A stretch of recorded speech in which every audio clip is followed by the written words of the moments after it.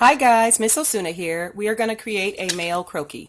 You can see my paper is set up and I do have all of my lines in place. So let's go on ahead. I'm going to move this a little closer and get started. The idea when you're doing your male croquis is to distinguish between male and female. So we're going to make more muscles. So first things first, we're going to do guideline 1.5 for the waist, a little bit tilted. Left is lower, right is higher. Now that we have that guideline in place, we're going to go on ahead and put in our waist guideline. It's going to go the opposite way. Shoulder guideline was at 1.5. Waist guideline is going to be around 3.5-ish. And then your crotch guideline is parallel. That's low 4, maybe even close to 5 if you want, like 4 3/4. If he's younger, you can go 4.5. So it just depends on the age. Now that we have our shoulder guideline, waist, and our crotch guideline, let's get started. Put in the neck. So I'm going to start putting the first line right here close to that center line. The second line just a little bit past the edge. So let me darken this a little so you can really see. So this line here on the right for the neck, very far over to the right. This one here is close to that center vertical line.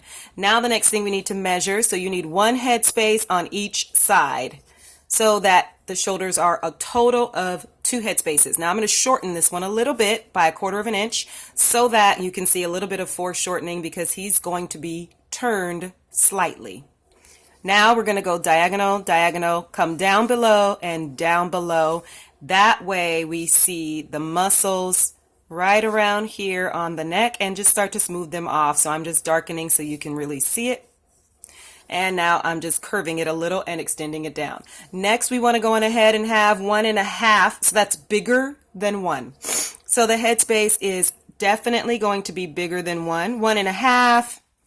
And then you're coming straight down and straight down. Next, we want to put in our guideline for the chest, which is parallel. So low 2. Maybe say 2 3/4-ish.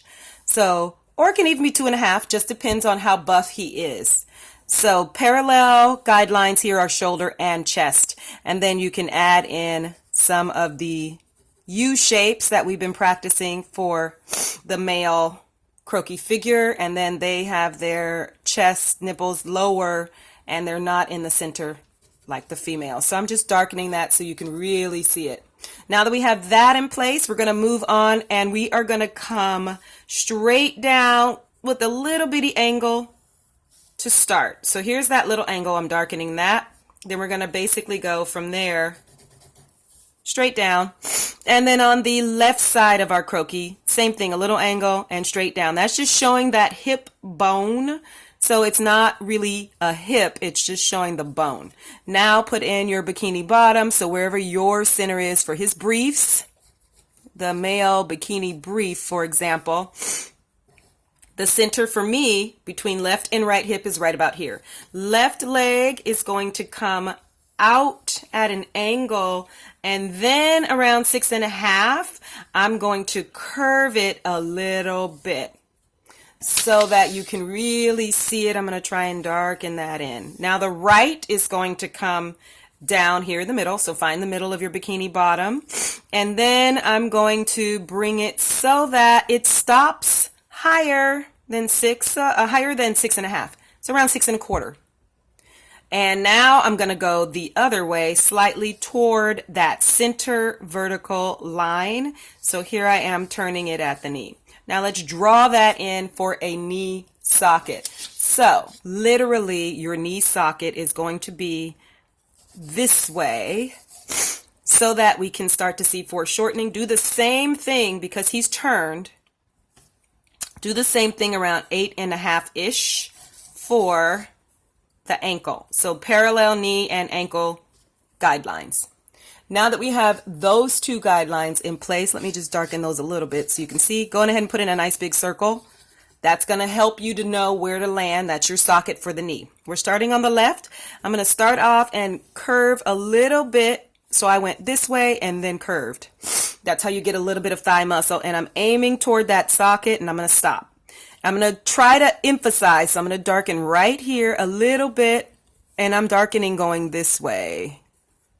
And that is for the kneecap. Left side, I'm coming down first and then out and then down. So I went down first from our briefs, bikini brief bottoms, and then I curved around with a slight parenthesis. Notice I stopped higher. Kneecap is lower, but the back of the knee is higher. Now for the knee to ankle area, I'm going to start with the parenthesis here on the back of the knee, because that's going to show some of that calf definition. On the front of the knee, I'm going to come down first slightly. Basically, this is a straight line, but it's very short, about 1/4 of an inch long. Now I'm going to put parenthesis so that you can see kneecap and then a little bit of a straight line and then the calf muscle. It's lower here on the inside of our leg. Go on ahead and put in your circle.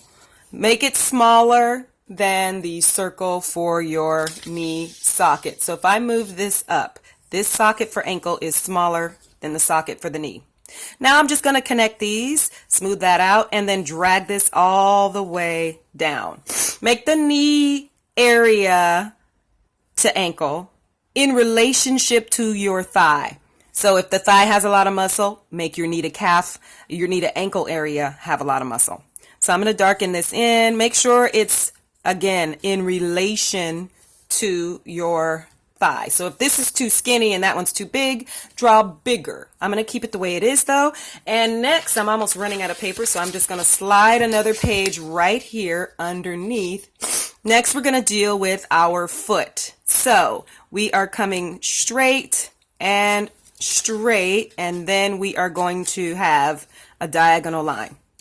So that's our basic foot. Let me darken that in for the male front view figure here. Now move on to the next leg. So we are aiming in the same way toward that socket, starting here at our bikini brief bottom, coming straight down, stopping, and then curving around that knee socket. Here I'm going to go straight and then go the opposite way. So it's the same thing. I went straight and then gave a little bit of curve. So this is what I did for the left side. Now the right side is the mirror image. So it goes straight and then I'm curving that way. So when I smooth those out, I can start to see that subtle hamstring curve right there. And then I'm stopping higher than I did on the outside of the knee, because this is the back of the knee, so it stops higher. Now that I have that in place, we are going to go on ahead and do a straight line here on the kneecap side, just a little bit of a line, maybe a 1/2 inch long or 1/4 inch long. And then I'm putting a curve parenthesis shape on the back of the knee. I want to emphasize the fact that this is the side that has the calf muscle. This is the side for the shin. Go on ahead and put in your socket for your ankle, and this time you do want to make sure that your ankle socket is a little bit higher. So right there you can see it's a little higher, so that we are going to have the foot ending a little higher. Go on ahead and drag that all the way down, and then now on the other side curve the opposite way. So we see calf muscle here, drag that down. And then we start off straight, but then now we go the other way so that you can emphasize shin muscle on the outside. So I'm going to darken that. Now we're just going to go on ahead and do our side view foot. So it's coming down and over. So I basically did that. Down and over. So here we are, down and over. And do your ankle. That's your C shape. And then now we're going to go flat, up, and over. So flat line just is pretty straight, and then we're just going to go up and over. We're going to have, I'm going to darken this here so you can see this shape. So big toe is here, and then the baby toe would be there. Okay, I'll clear this out a little bit so that you can really see. There we go. So big toe is here on the inside, baby toe would be there. If you wanted to do some W shapes or U shapes, you could. This U-shaped situation is just here, here, here, here. Kind of boom, boom, boom, boom. 1, 2, 3. Just a little bit of a wavy line for you to see. Emphasis of big toe first, that's the biggest U, and then small toe, small toe, small toe, etc.